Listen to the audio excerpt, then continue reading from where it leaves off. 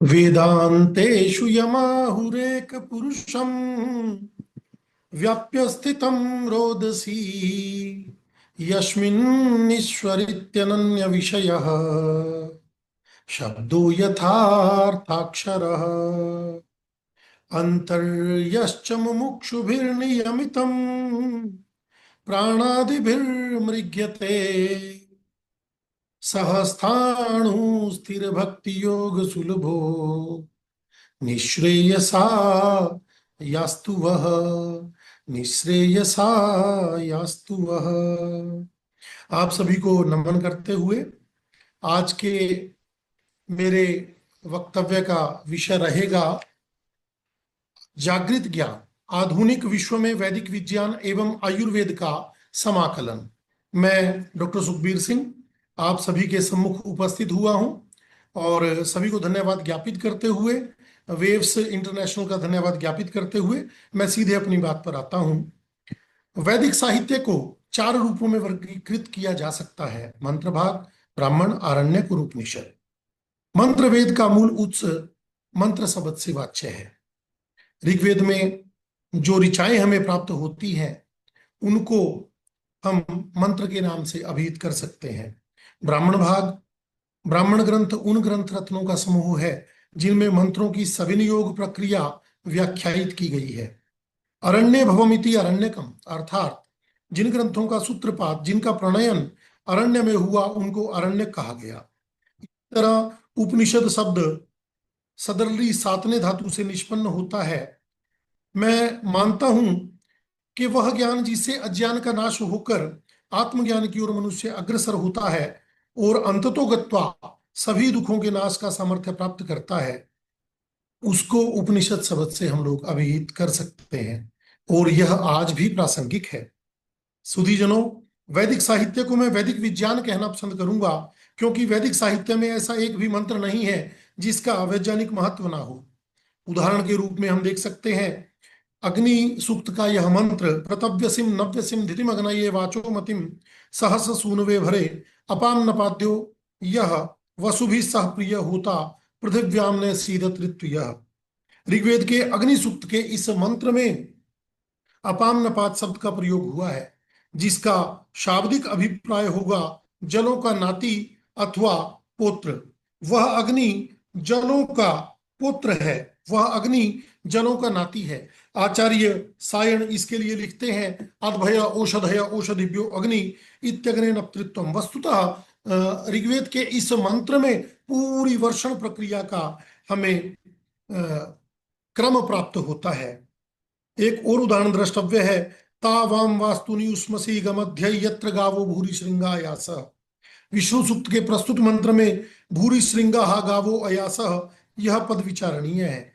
प्रस्तुत शब्दांश का सामान्य अर्थ है जहां पर बड़े बड़े सींग वाली गायें निवास करती है, परंतु हमें यह भी ध्यान रखना होगा कि निरुक्त में गो शब्द के 21 अर्थ प्राप्त होते हैं। अतः मेरे मतानुसार यहाँ तीक्ष्ण किरणों की बात हो रही है। विष्णु वेदों में सूर्य का वाचक भी है, सूर्यो वै विष्णु इत्यादि मंत्रों के अनुसार। अतः स्पष्ट रूप से सिद्ध होता है कि वैदिक लोग सूर्य की विशेषताओं से भली भांति परिचित थे। उन्होंने सूर्यो वै आत्मा जगतस्तुतश्च कहकर सूर्य को संसार के आत्म तत्व, जीवनाधायक तत्व के रूप में स्वीकार किया है। वर्तमान विज्ञान भी इसी तथ्य की पुष्टि करता है। इस संसार में सूर्य के कारण ही जीवन संभव है। इसीलिए आचार्य सायण ने विष्णु को व्यापनशील देव कहा। वस्तुतः वे भी सूर्य की ही बात कर रहे हैं। यदि हम लोग देखें कि वैदिक समय में प्रत्येक ऋषि या यूं कहें कि प्राणी मात्र अपनी इच्छा से प्रकृति के किसी भी प्रतिमान को अपने आराध्य के रूप में स्वीकार कर सकता था, किंतु आज धर्म के नाम पर कट्टरता का समावेश होता जा रहा है जो कि त्याज्य है। वैदिक विज्ञान हमें सिखाता है कि किस तरह बहुदेवतावाद से एक देवतावाद या यूं कहें कि द स्ट्रीम ऑफ कॉन्शियसनेस तक पहुंचा जा सकता है। इंद्रम मित्रम वरुणम अग्निमाहुरथो दिव्य ससुपर्णो गरुत्मान एकम सद्विप्रा बहुधा वदंती अग्निम यमम मातरिश्वानमाहु। हमारी वैदिक परंपराएं पृथ्वी को मां के रूप में स्वीकार करती थी। माता भूमि ही पुत्रो हम पृथिव्या इत्यादि मंत्र से यह स्पष्ट सिद्ध होता है।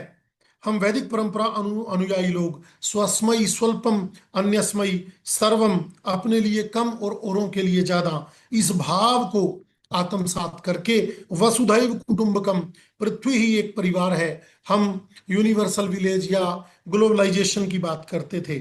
यह भावनाएं हम वैदिक लोगों में हमेशा रही है। ऋग्वैदिक युग में अपने देश के प्रति देशभक्ति और समर्पण की भावना व्यचिष्टे बहुपत्थे स्वराज्य मंत्र द्वारा इंगित होती है। ऋग्वेद के मंत्रानुसार हम सभी को अपने अपने कार्यों का सही संपादन करते हुए अपने देश के लिए कार्य करना चाहिए। यद्यपि कहने को बहुत कुछ है, लेकिन हमें समय की मर्यादा का ध्यान रखना है। इसलिए मैं कहना चाहूंगा कि धर्मे चार्थे च कामे च मोक्षे च भरतरीषभ, यद इहास्ति तदन्यत्र यन्न इहास्ति न तत्क्वचित्। जो वैदिक साहित्य में है वही संपूर्ण संसार में है, जो यहाँ नहीं है वह कहीं भी प्राप्त नहीं है। महाभारत की ये पंक्तियां वैदिक साहित्य पर अक्षरशः सिद्ध होती हैं। वैदिक विज्ञान एवं आयुर्वेद का समांकलन अधोलिखित बिंदुओं के माध्यम से हम कर सकते हैं, जो कि आज भी उपादेय है।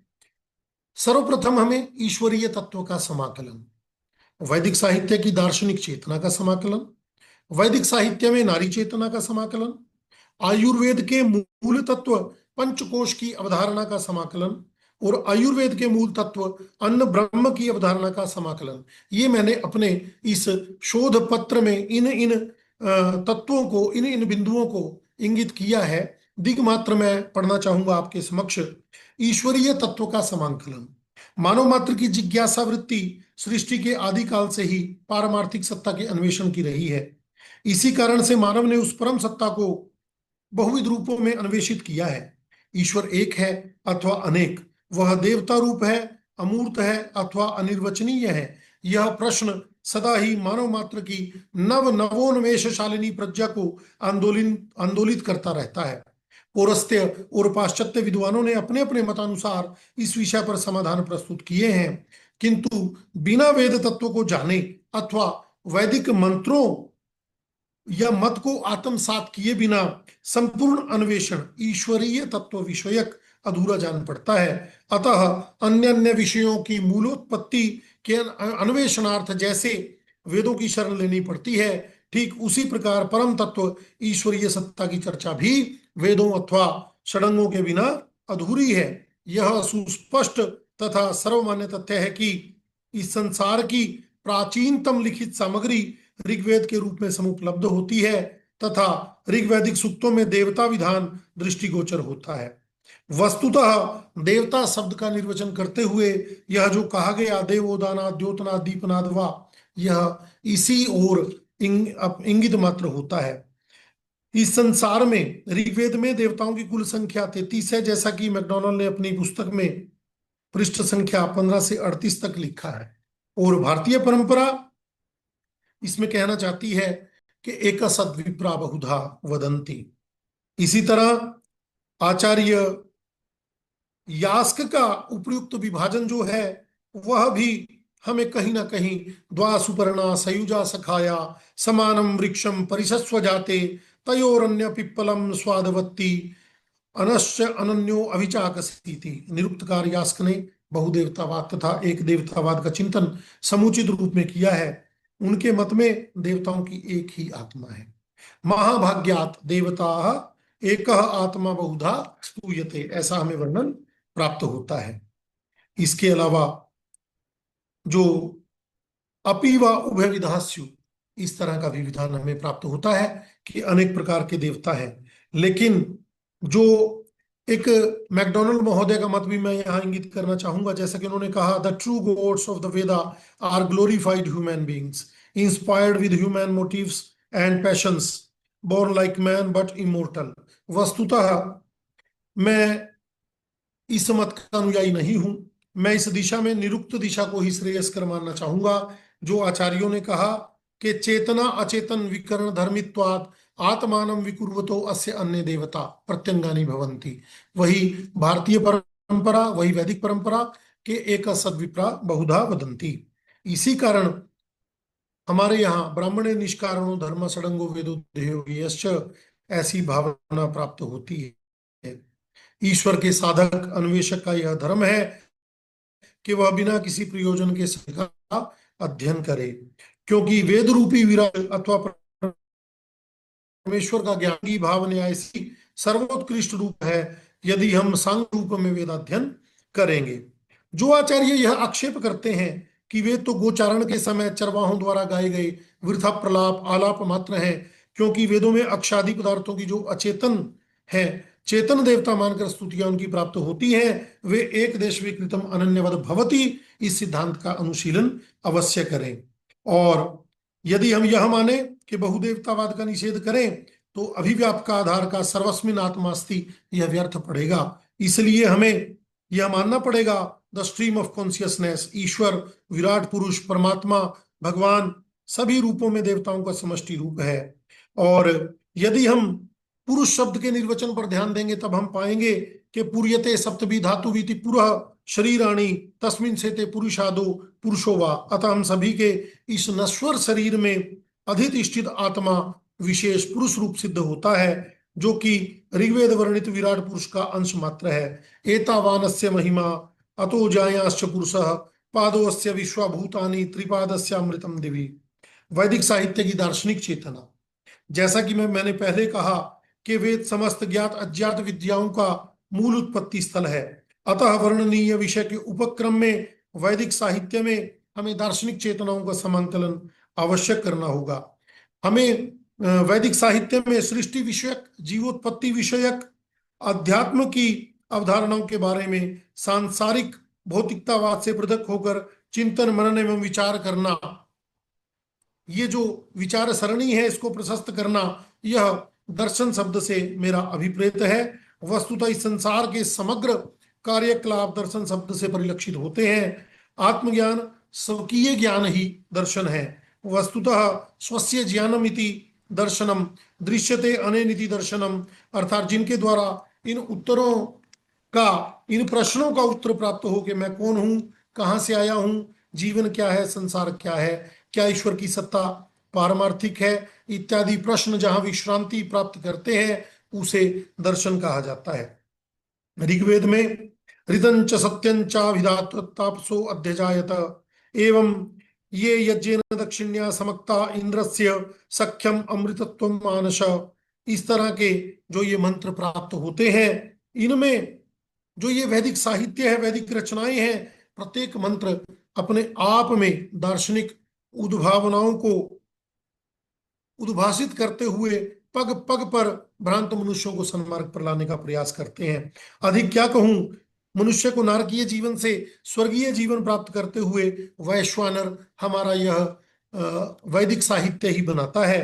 मंडूक सूक्त का एक उदाहरण हम देख सकते हैं कि अन्यो अन्यम अनुगृहणाति येनो रपाम प्रसर्गे यदम यदमंदिशाताम मंडूको यदभिवृष्टः कनिष्कन कृष्णी संपृक्ते हरितेन वाचाम, अर्थात जल वर्षण के प्रसंग में मेंढक आह्लादित होकर एक दूसरे से संपृक्त हो जाते हैं।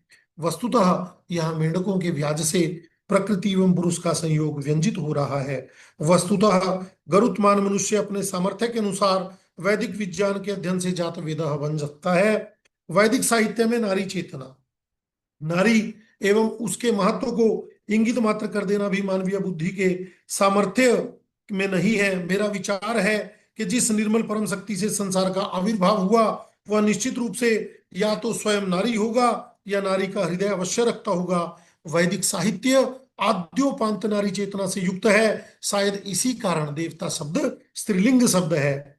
और हमारी परंपरा में, वैदिक परंपरा में पितुर्दश गुणा माता गौरवेणातिरिच्यते, ऐसा हमें प्राप्त होता है। और ब्रह्मचर्येण कन्या युवानम विन्दते पतिम, विवाह संस्कार का प्रारंभ भी वैदिक समय से ही प्राप्त होता है।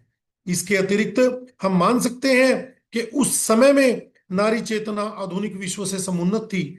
मैं ज्यादा क्या कहूं, पूरे वैदिक साहित्य में मुझे कहीं पर भी तलाक अथवा डिवोर्स जैसी घटनाक्रम प्राप्त नहीं हुए। इस मंत्र से यह इंगित होता है कि पति वृद्धावस्था पर्यंत पत्नी का साथ निभाता था, इसलिए वैदिक समाज में तलाक या डिवोर्स के लिए कोई स्थान नहीं था।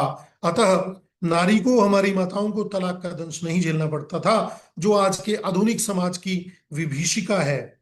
वैदिक समय में परिवार संयुक्त थे। आयुर्वेद का मूल तत्व पंचकोश है। पंचकोश की अवधारणा हमें वैदिक साहित्य में प्राप्त होती है। आधि व्याधि प्रपीड़ित मानव वृंद के मना संताप को दूर करने के लिए जो उपचारजन्य, जो विधियां, जो जीवन पद्धतियां आयुर्वेद में प्राप्त होती हैं, वो आज के समय में भी प्रासंगिक होकर के मानव मात्र का कल्याण कर रही है। हमारे यहाँ को अरुक हितभुक मितभुक और रितभुक, ऐसा जितेंद्रियो नियता, जो कम खाए और मौसम के अनुसार खाए तथा अपने अनुकूल खाए, तो व्यक्ति की ऐसे ही आयु में वृद्धि होती रहेगी और आयु ही जीवन का परम लक्ष्य है। हमारे यहाँ पंचकोश की अवधारणा अन्नमय कोश, प्राणमय कोश, मनोमय कोश, विज्ञानमय कोश, आनंदमय कोश, जो कि आज के समय में दैहिक आवश्यकताएं, सुरक्षा, संबंध, प्रतिष्ठा, आत्म सिद्धि को क्रमशः पूरित करती हैं। सवा एष पुरुषो अन्न रसमयो अन्न रस विकार, जैसा हम अन्न खाएंगे वैसा ही हमारा मन होगा, ऐसा हमारे यहाँ विचार प्राप्त होता है। हमारे यहाँ संकल्प विकल्पात्मिका अंतःकरण प्रवृत्ति मन को यद जाग्रतो दूर मुदयति देवम तदु सुप्तस्य तथैवेति प्राप्त होता है।